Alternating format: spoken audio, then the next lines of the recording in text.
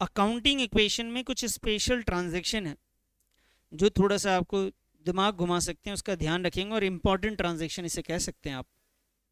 ये सारे, पहला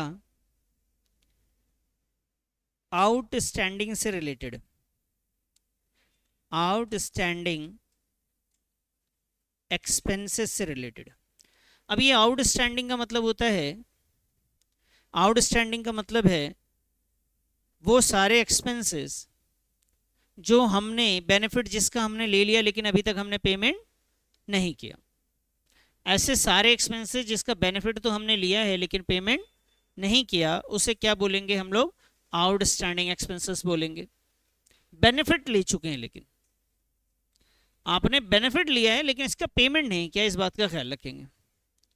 तो आपने बेनिफिट लिया, पेमेंट नहीं किया। बेटा जिस चीज़ का बेनिफिट लेते ना उसको हम एक्सपेंस बोलते हैं, और पेमेंट नहीं किया होता है तो उसको हम लाइबिलिटी बोलते हैं। तो हर एक ट्रांजेक्शन में दो चीज़ तो आएगी आएगी। अब मान लीजिए आप रिक्शे से आए हैं और रिक्शे वाले को बोला भैया कल मैं पैसे दे दूंगा, आपने बेनिफिट्स तो ले लिया लेकिन उसकी पेमेंट करनी बाकी रहेगी, तो दो इफेक्ट तो आना ही चाहिए। बेनिफिट ले लिया, एक्सपेंस से पेमेंट नहीं किया, तो आपके ऊपर कर्ज है। तो जब भी ये आउटस्टैंडिंग एक्सपेंस आएगा, या इसका कई बार ऐसे भी लिखा आएगा बेटा, expenses due but not paid, या कई बार अनपेड एक्सपेंसेस, अनपेड एक्सपेंसेस के नाम से रहेगा। एक्सपेंसेस क्या है भाई? मैंने आपको बताया था एक्सपेंसेस में क्या क्या चीज़ें आती हैं। एक्सपेंसेस में बहुत सारी चीज़ें आती हैं, लेकिन जैसे मैं अभी बात कर रहा हूँ, rent, salary, wages, electricity,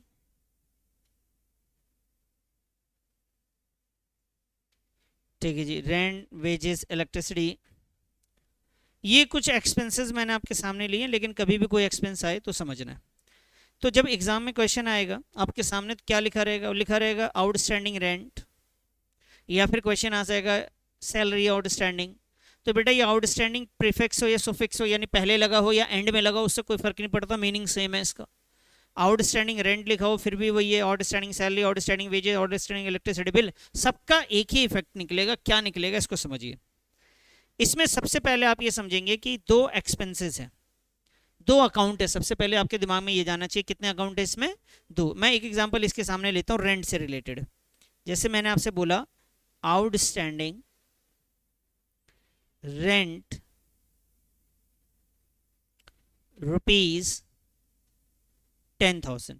question में ये आया आउटस्टैंडिंग रेंट रुपीज 10,000।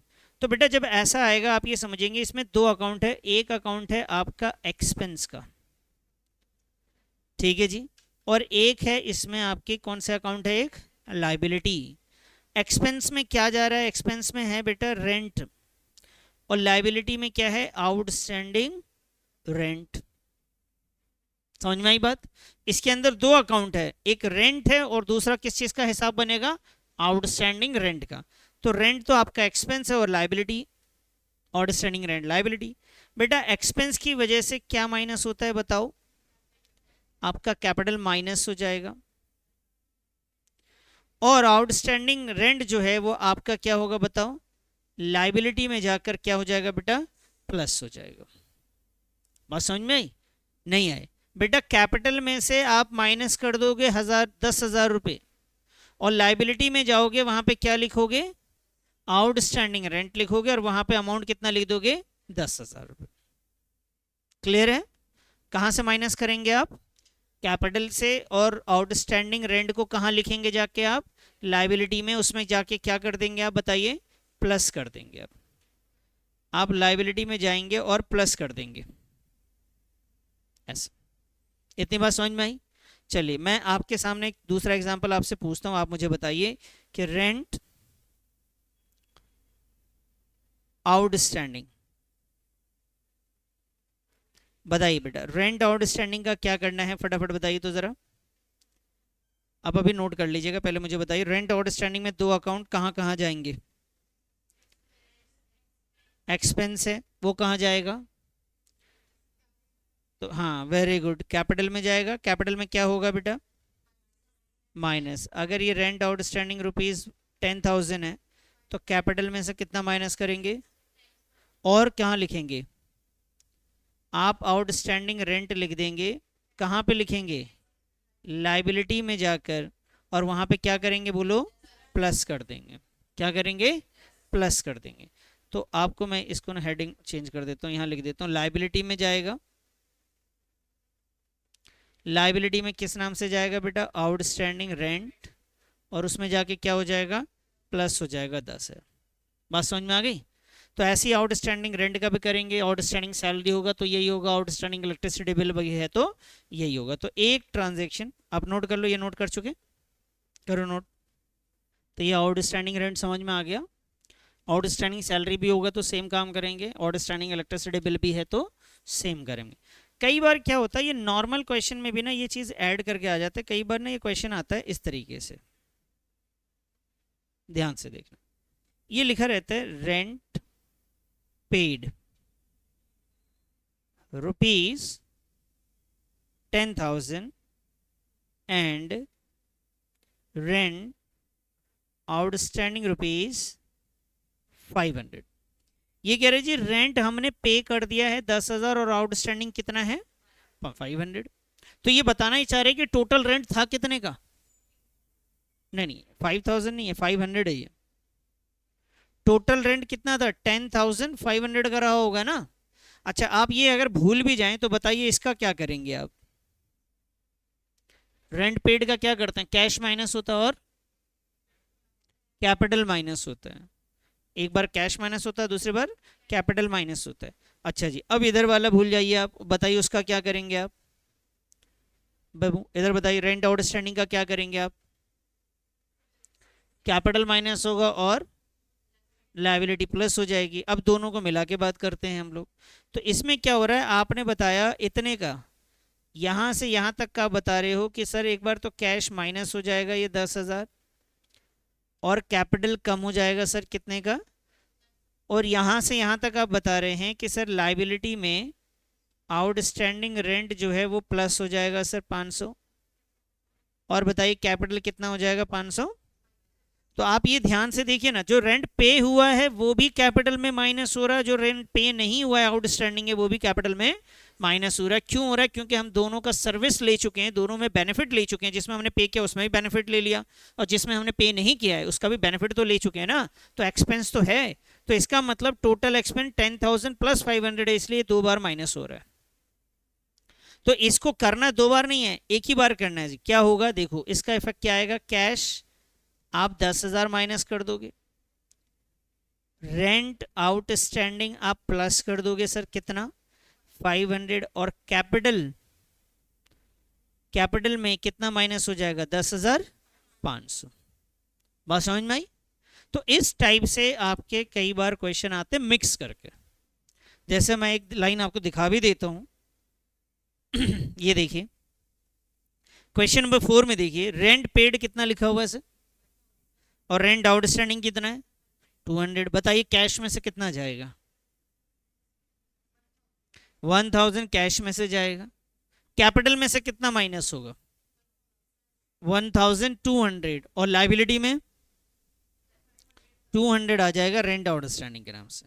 तो ऐसे कई बार आपको ऐसा मिलेंगे। अब यहाँ देखिए वेजेस आउटस्टैंडिंग है सिर्फ, अब बताइए इसका क्या होगा, वेजेस आउटस्टैंडिंग लाइबिलिटी में प्लस हो जाएगा 200 रुपये आउटस्टैंडिंग वेजेस के नाम से, और कैपिटल में माइनस हो जाएगा। अच्छा सर इसके अलावा आपको दिखाऊं, ये देखिए 10 में देखिए पेड सैलरी कितना लिखा हुआ है और आउटस्टैंडिंग सैलरी कितनी है। अब बताइए कहाँ जाएगा, कैश में कितना जाएगा, लाइबिलिटी में कितना जाएगा 100, और कैपिटल में 600, कैपिटल में 600। समझ में आई बात। तो इस टाइप से कई बार क्वेश्चन आपको दिखेगा, ये स्पेशल ट्रांजैक्शंस में ये चीज नोट करिए इसको भी फटाफट।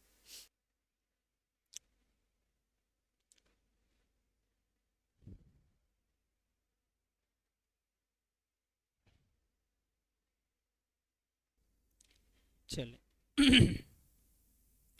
अब दूसरे ट्रांजैक्शन पे आ जाते हैं। पहला मैंने बता दिया स्पेशल ट्रांजैक्शन, दूसरे पे आइए बेटा, लिखिए expenses paid in advance, expenses paid in advance. कह रहे जी हमने खर्चे जो है ना बेनिफिट लेने से पहले ही पे कर दिया, तो ऐसे में दो अकाउंट कौन सा आएगा सर? तो ऐसी सिचुएशन में बेटा दो अकाउंट आएगा, एक आएगा आपका कैश का अकाउंट, क्योंकि आपने पे करा है तो कैश तो आपके पास से जाएगा ही, और एडवांस में किसी को भी पे करना हमारे लिए एसेट्स है, हमारा पैसा उस पर निकल रहा है। अभी जब भी हम किसी को एडवांस देते हैं, चाहे रेंट के लिए दे रहे हो, सैलरी के लिए दे रहे हो, वेजेस के लिए दे रहे हो, सामान के लिए दे रहे हो, एडवांस है ना, तो अभी तो मेरा पैसा उस पर निकल रहा है, ये मैंने उससे कुछ लिया तो नहीं है, मेरा ही पैसा उसके पास है। तो एडवांस हमारे लिए एसेट्स होता है, एडवांस एक्सपेंस हमारे लिए क्या हो जाता है बेटा?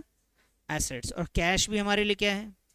तो कैश में से ये कैश माइनस हो जाएगा और एडवांस रेंट एसेट्स में जाके क्या होगा? प्लस हो जाएगा। दोनों चीज़ें एसेट साइड आएंगी, लेकिन क्योंकि आपने पे किया है तो आपके पास से कैश जा रहा है और आपके एसेट साइड में एडवांस एसेट्स आ जाएगा। ठीक है, एडवांस रेंट है तो एडवांस रेंट लिखेंगे, एडवांस सैलरी है तो एडवांस सैलरी लिखेंगे। जैसे मैं आपको एक क्वेश्चन दिखा देता हूँ, ये देखिए बेटा 10 में क्वेश्चन नंबर 2 में, पेड रेंट इन एडवांस, आपने रेंट पे किया बेटा एडवांस में, दो अकाउंट बताइए कौन सा आएगा? एक कैश का आएगा, कैश प्लस होगा या माइनस? माइनस होगा। दूसरा अकाउंट कौन सा आएगा? Advance rent. और ये क्या है एडवांस रेंट आपके लिए? एसेट्स या लाइबिलिटी या कैपिटल? एसेट्स, जिसको एसेट्स के अकाउंट में अलग से 500 दिखा देंगे। जैसे आप स्टॉक दिखाते हैं, बैंक दिखाते हैं, इसी तरीके से एडवांस रेंट आ जाएगा आपका 500। कैश भी माइनस होगा और एसेट्स में एडवांस रेंट भी आ जाएगा। और भी होगा बेटा, मैं आपको एडवांस रेंट जो नाम होगा बेटा, एक्सपेंस में ये लिख रहा हूँ ना, एक्सपेंस का मतलब इसमें बहुत सारी चीज़ें हैं, रेंट भी है, सैलरी भी है, वेजेस भी है, इलेक्ट्रिसिटी बिल भी है, एडवांस तो एक्सपेंस तो बहुत सारी चीज़ें आ रही है ना। तो मैं एक ही बार में आपको समझा दे रहा हूँ एक्सपेंस का करना क्या है जब भी एडवांस एक्सपेंस आएगा। मैं आपको और दिखाता हूँ एडवांस के रिलेटेड। ये देखिए 5th वाला पढ़िए, यहाँ पे क्या लिखा हुआ है? Rent paid in advance. आपने एडवांस रेंट पे किया है तो क्या माइनस होगा बोलो? कैश माइनस होगा। और कहाँ लिखेंगे बेटा? एडवांस रेंट लिख देंगे, कहाँ पर? एसेट साइड में। समझ में आ गई बात? ठीक है। ऐसे ये देखिए interest due but not paid, due but not paid मतलब आउटस्टैंडिंग है, ये इंटरेस्ट एक्सपेंस है तो ये आउटस्टैंडिंग है, इंटरेस्ट आउटस्टैंडिंग। बताइए आउटस्टैंडिंग इंटरेस्ट कहाँ पे दिखाया जाएगा? आपके कैपिटल से माइनस होगा और लाइबिलिटी में दिखाएंगे आउटस्टैंडिंग इंटरेस्ट प्लस करके। समझ में आई बात? तो ये दो स्पेशल ट्रांजैक्शन आपको मैंने समझा दिए। आइए जी अब तीसरे स्पेशल ट्रांजैक्शन पे चलते हैं बेटा।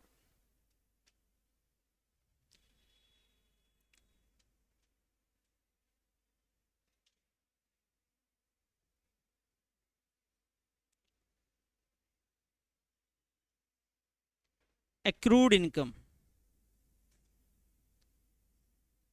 Income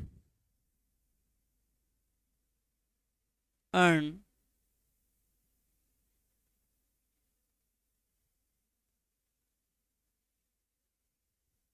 income earn but not receive, ऐसी इनकम जो हमने कमा तो ली है लेकिन अभी तक हमें मिला ही नहीं है।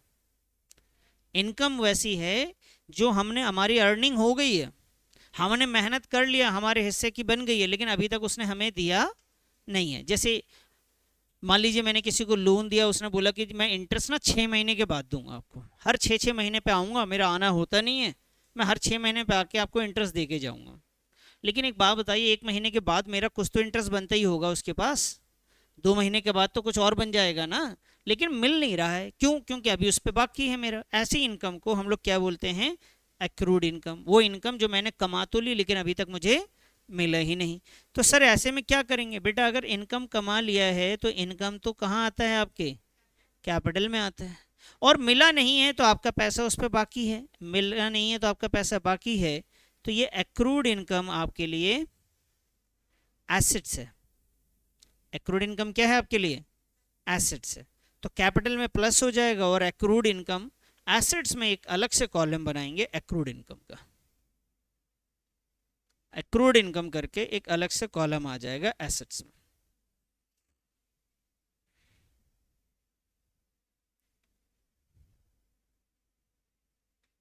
ठीक है जी। फोर्थ लिखिए जी आप, डेप्रिसिएशन। ये किया भी था हम लोगों ने। Depreciation on fixed assets. किसी भी फिक्स्ड एसेट्स पर डेप्रिसिएशन लगना, इससे क्या होता है, जो भी एसेट्स है आपका, जो भी एसेट्स है, जो फिक्स्ड एसेट्स है आपका, वो फिक्स्ड एसेट्स को हम माइनस कर देते हैं। और ऐसा हमारे लिए फ़ायदा है या नुकसान? तो हम इसकी वजह से क्या माइनस करते हैं बेटा? कैपिटल भी माइनस कर देते हैं। समझ में आई बात?